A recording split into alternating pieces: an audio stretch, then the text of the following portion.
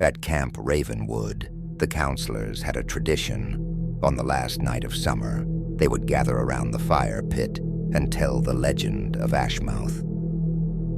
The story went that long ago. A man had been burned alive on that very ground.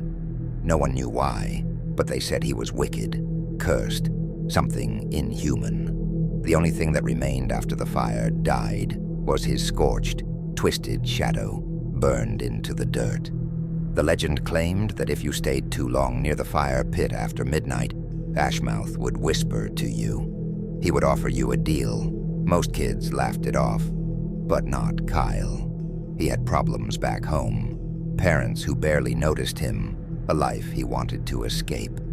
So, when everyone left for the cabins, Kyle stayed behind, staring into the dying embers. The wind shifted.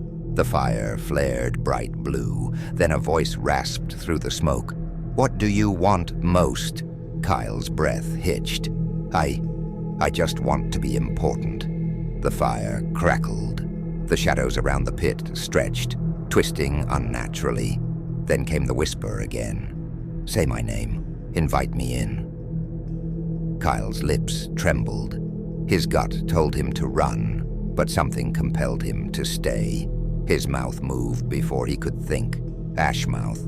A gust of wind snuffed the fire out completely. The pit went dark, silent. Then, footsteps.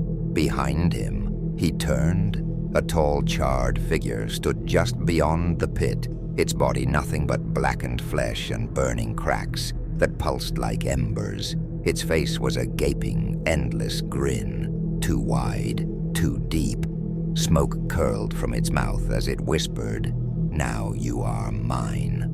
The next morning, Kyle was gone. The only thing left was his shadow, burned into the dirt, right beside the fire pit. Every summer, campers at Black Hollow Retreat heard the same chilling story. Never go near the eastern woods at night.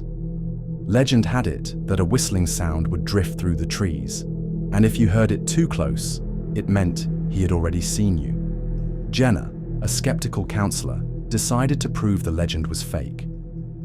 One night, she and a few campers ventured toward the darkened woods with flashlights.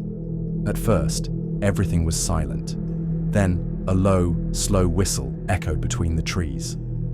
It wasn't random. It had a strange melody, almost like a song.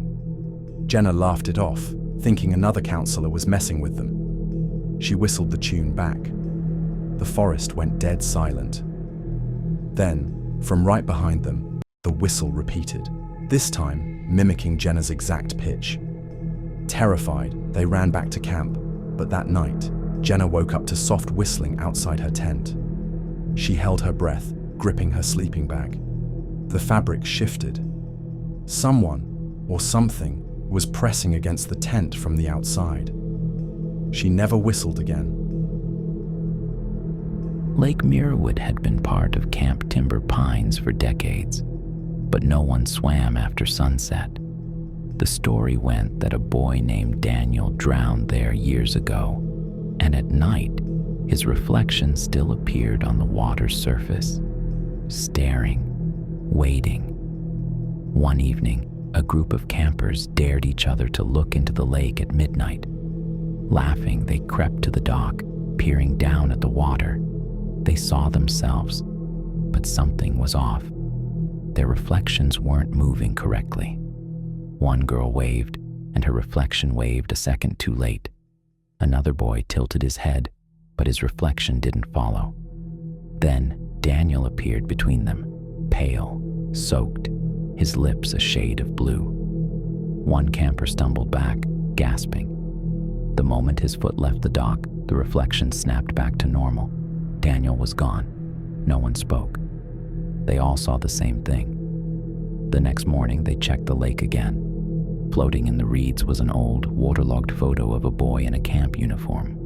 On the back, smudged writing read, "Please don't leave me here."